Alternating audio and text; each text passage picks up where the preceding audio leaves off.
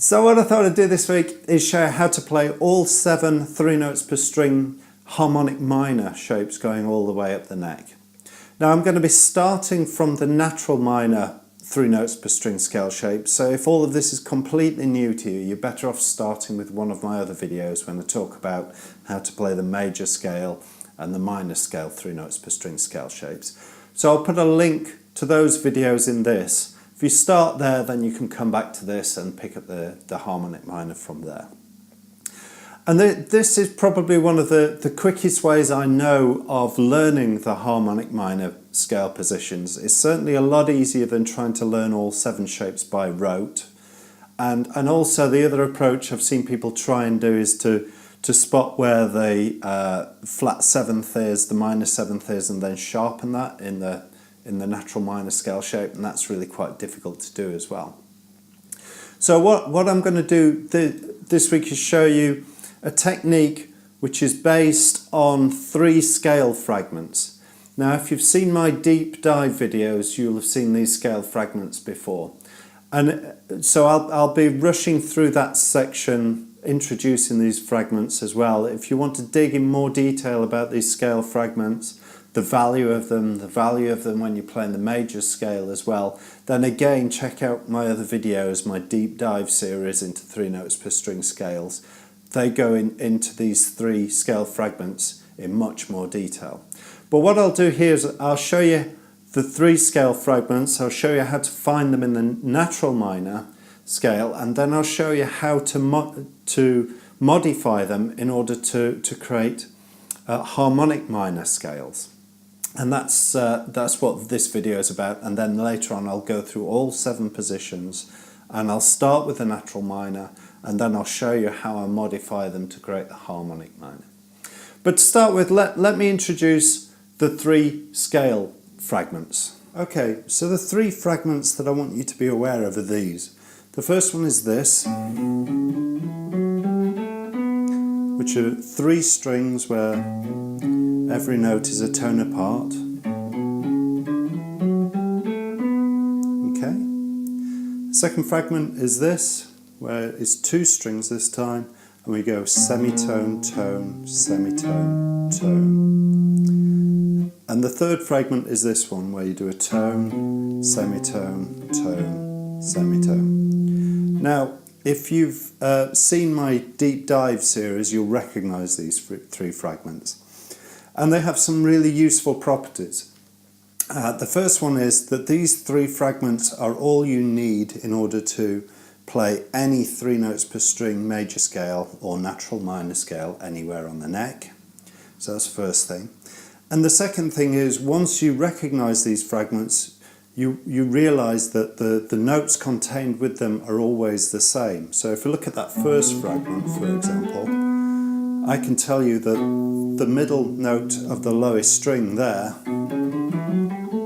is always going to be the root note of the minor scale. So if that's a root note, that would be root, 2nd, 3rd, 4th, 5th, 6th, 7th, and there's the octave above. And the note below is the 7th below that. So 7, 1, 2, 3, 4, 5, 6, 7, 1. Okay.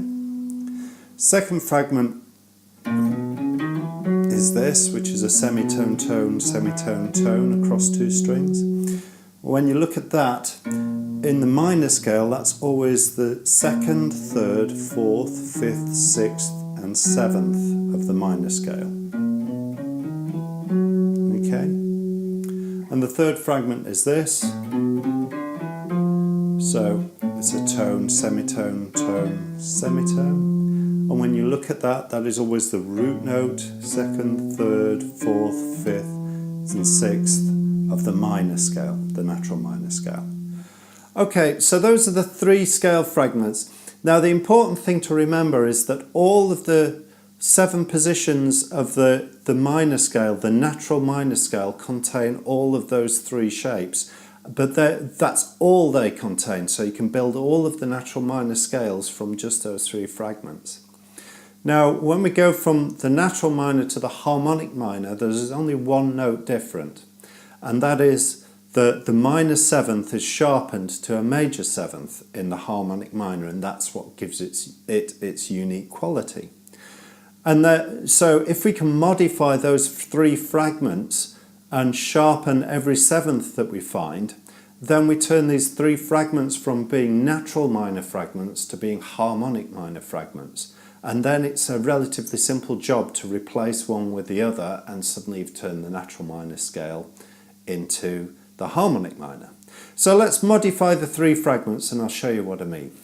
If we sharpen the seventh degree of the minor scale, we end up with a harmonic minor. So if we do that with the first fragment, we turn this fragment, where everything's separated by a tone, into this fragment where we start with a semitone, tone, second string is the same as before, and third string has a tone and a half, and then a semitone at the top. So we get this shape. The second fragment has the seventh on the very last note of the second string, so we turn this shape into this shape. And then the third fragment, because it's just root, second, third, fourth, fifth, sixth, there's no seventh there, so it's the same fragment in both scales. Okay, so those are our three harmonic minor fragments now.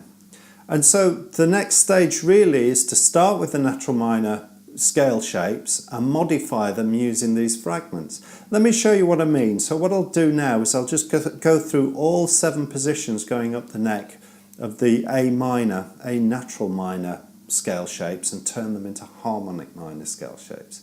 Let me show you. Okay, so if we start in the root position with just the natural minor, so I'm just going to play an A minor all the way up the neck, starting on the 5th fret. So the natural minor looks like this.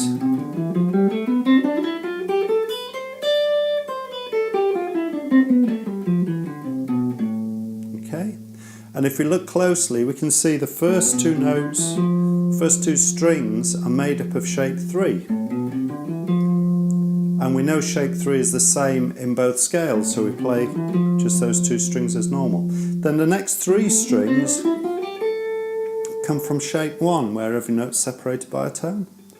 And there's that little kink there just because you're moving from the G to the B string. So that slides everything out by a fret because the tuning's different, but otherwise it is shape 1. So if we play the harmonic minor shape 1, we get this. And then the last string is the first string of shape 2, which is the same in both cases. So that gives us our harmonic minor.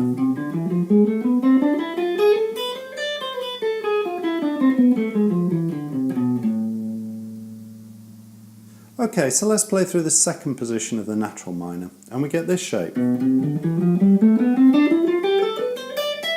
And again, hopefully you can start to see these fragments appearing, and this is fragment 2, fragment 3, fragment 1. So if we replace those with the harmonic minor versions, we have this.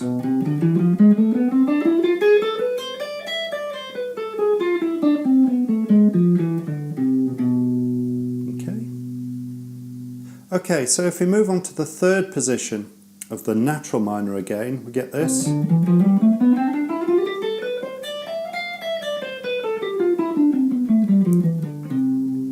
And hopefully you can see that's coming from fragment 1, fragment 2, fragment 3. So we replace the first 2 strings with the top 2 strings of fragment 1, and that gives us then fragment 2 replaced, looks like this, and fragment 3 is just like before.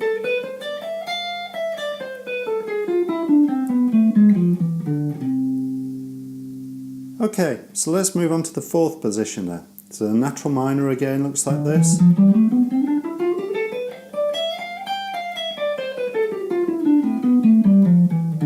So hopefully you can see that first string comes from fragment 3, it's the top string of fragment 3, and then we've got the 3 strings from fragment 1, then fragment 2.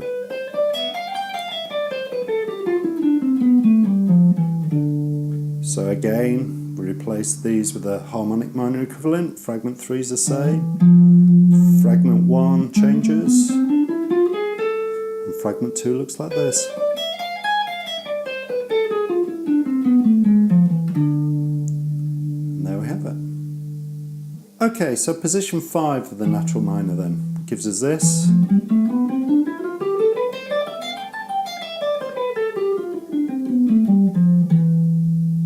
And we can see that's the top string of fragment 2, then fragment 3, and fragment 1.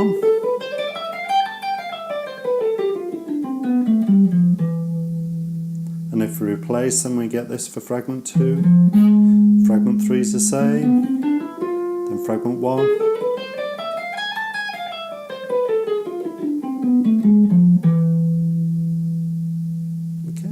Okay, so position 6 then. It gives us this shape with the natural minor.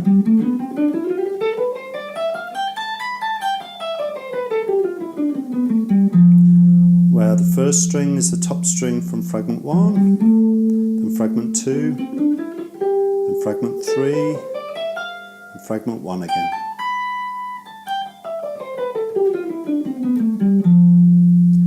So replacing these fragments with the harmonic minor, we get this from fragment 1, fragment 2, fragment 3, and fragment 1.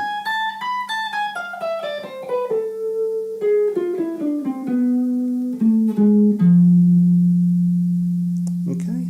Finally, position 7 is built from fragment 1, then fragment 2, then fragment 3 on the very last string.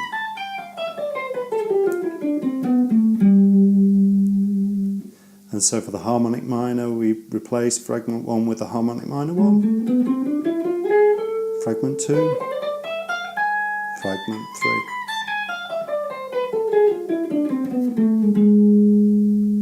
And then we're back to position 1 again now. So that's it. Like all mnemonic techniques, it's something you'll use a lot in the early days while you're learning the scale shapes, but the more you do it, the less and less you need the mnemonics until everything is just bedded in your hands and you don't need them at all. And that's the goal when you're working on something like this. And we'll chat next time. Goodbye.